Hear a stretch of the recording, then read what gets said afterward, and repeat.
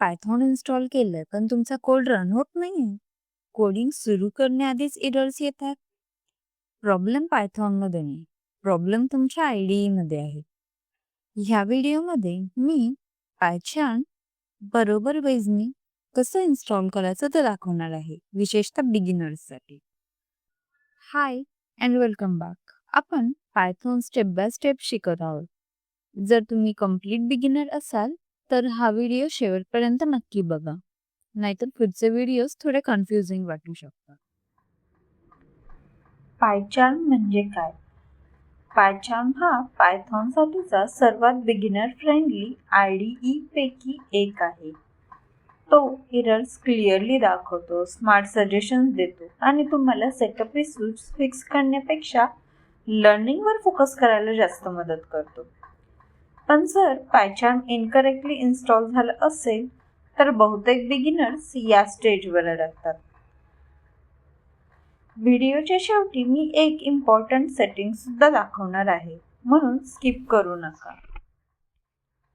तुमचा browser open करा आणि पायथॉन डाउनलोड सर्च करा.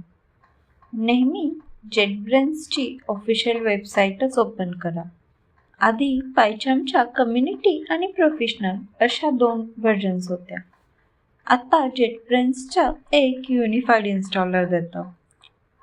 काळजी करू नका, बिगिनर म्हणून आपण फक्त फ्री फीचर्स वापरणार आहोत.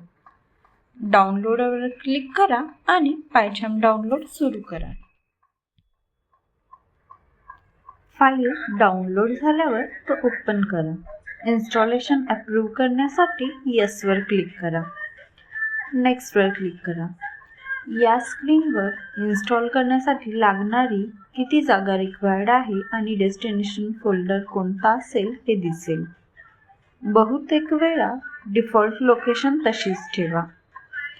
IDE किंवा कोणतेही सॉफ्टवेअर इन्स्टॉल करताना डेस्टिनेशन फोल्डर चेंज करू नये असं नेहमी रिकमेंड केलं जातं. सो नेक्स्ट वर क्लिक करा.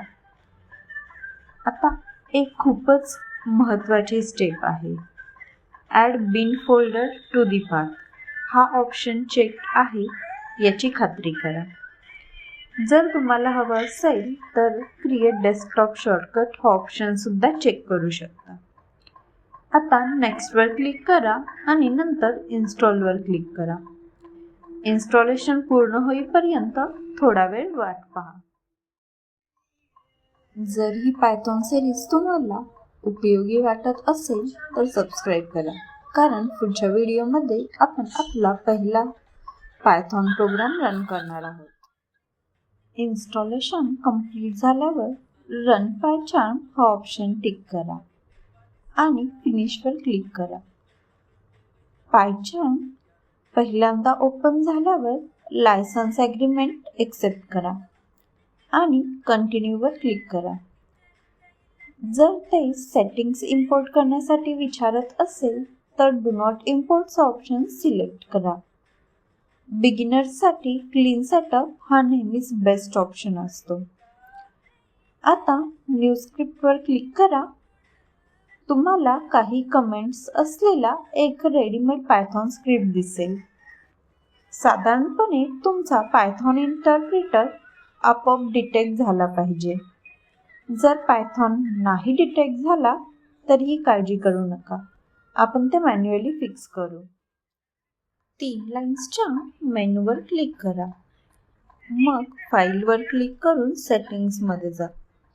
सर्च बारमध्ये पायथॉन टाईप करा आणि पायथॉन इंटरप्रिटर वर क्लिक करा. ॲड इंटरप्रिटर वर क्लिक करा आणि एक्झिस्टिंग इंटरप्रिटर सिलेक्ट करा. जिथे पायथॉन इन्स्टॉल आहे त्या लोकेशनपर्यंत ब्राउज करा. python.exe सिलेक्ट करा, मग ओके आणि अप्लायवर क्लिक करा. जर तुम्हाला पायथॉन कसं इन्स्टॉल करायचं याबद्दल खात्री नसेल तर माझा आधीचा व्हिडिओ नक्की चेक करा.